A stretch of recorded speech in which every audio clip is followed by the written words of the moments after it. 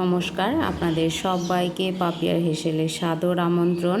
ছট পুজো তো শুরু হয়ে গেছে, আর পাপিয়ার হেসেল চ্যানেলে ঠেকুয়ার রেসিপি হবে না এমন তো কোনো কথাই হবে না। তো চলুন, আজকে নিয়ে চলে এসেছি ঠেকুয়ার রেসিপি। সমস্ত উপকরণ আমি পরপর সাজিয়ে নিয়েছি, আর এখানে 3 থেকে 4 টেবিল স্পুন মতন চিনি নিয়েছি। সেটাকে একটু জল দিয়ে আমি এটাকে গুলিয়ে নেব। এরপরে আমি পরের প্রসেসে যাব। চিনিটাকে ভালো করে গুলতে দেব। তো চলুন শুরু করা যাক। প্রথমে এখানে একটি পাত্র নিয়েছি। পাত্রর ভেতরে আমি দিয়ে দেব এখানে আটা। এটা গমের আটা। আমি 1 বাটি মতন গমের আটা নিয়েছি।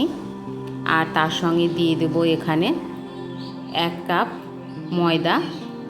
ময়দাটাকে আমি 1 কাপ নিয়েছি। এই অনুপাতে আমি করব, আপনারা চাইলে এর থেকে বেশি করে নিয়ে করতে পারেন। তো আমি 1 বাটি আটার মধ্যে 1 কাপ ময়দা দিয়ে দিলাম, আর এখানে হাফ কাপ দিয়ে দিচ্ছি সুজি। সুজিটা দেবার পরে এখানে আমি দিয়ে দেব হাফ টিস্পুন গোলমরিচ গুঁড়ো আর 4 থেকে 5টি সাদা এলাচ, সেটাকে গুঁড়ো করে নিয়েছি, সেটাকে দিয়ে দিলাম।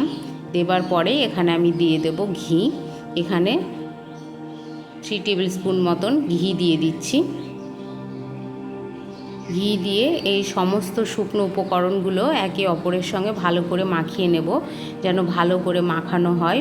ঘিয়ের পরিবর্তে আপনারা রিফাইন তেলও দিতে পারেন, তবে ঘিটা দিলে টেস্টটা একটু বেটার হবে, সেজন্য আমি এখানে ঘির জন্য দিয়েছি। আপনারা চাইলে অন্য কিছু ব্যবহার করতে পারেন। এটাকে ভালো করে মাখিয়ে নেবার পরে এখানে যে চিনি জলটাকে আমি ভিজিয়ে রেখেছিলাম, সেই চিনি জলটাকে একটু একটু করে দেব, আর এটাকে ভালো করে মাখিয়ে নিতে হবে। এটা মন্ড করে নিতে হবে। আপনারা চাইলে এই ঠেকুয়ার রেসিপি আমার এই চ্যানেলেই আরেকটি দেওয়া আছে, সেটা অন্যরকমভাবে। আর আজকে বানাচ্ছি একদম সহজভাবে কি করে ঠেকুয়া বানানো যায়। যারা একদমই নতুন, ঠেকুয়া বানাতে পারেন না, তারা এই রকমভাবে চেষ্টা করবেন। খুবই সহজে, খুবই কম সময় আর খুবই কম উপকরণ দিয়ে চটজলদি বানিয়ে নিতে পারেন ঠেকুয়া।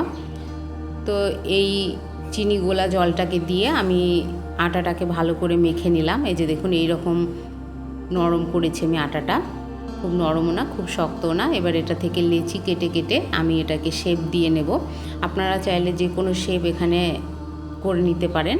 আমি একটুখানি লম্বাটে ভাব করে এটি পাতার শেপ করে নিচ্ছি।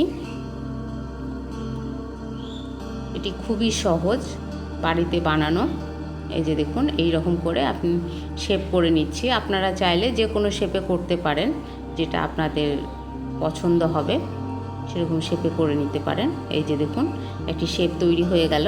এই রকম করে আমি সমস্তগুলো তৈরি করে নেব। এই যে দেখুন, সমস্তগুলোকে আমি তৈরি করে নিয়েছি। সমস্ত ঠেকুয়াগুলো একদম রেডি হয়ে গেছে। এবার এটাকে ফ্রাই করব।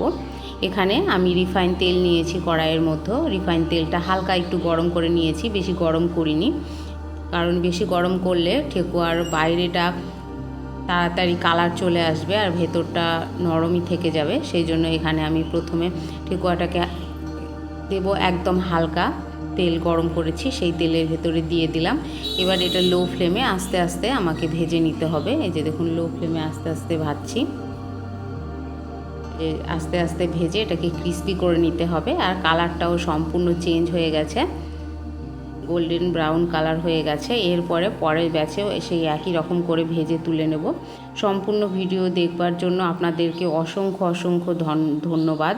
আর আজকের রেসিপিটি যদি আপনাদের ভালো লেগে থাকে, অবশ্যই লাইক করবেন, শেয়ার করবেন, কমেন্ট করে জানাবেন, আর সাবস্ক্রাইব করে অবশ্যই আমার পাশে থাকবেন।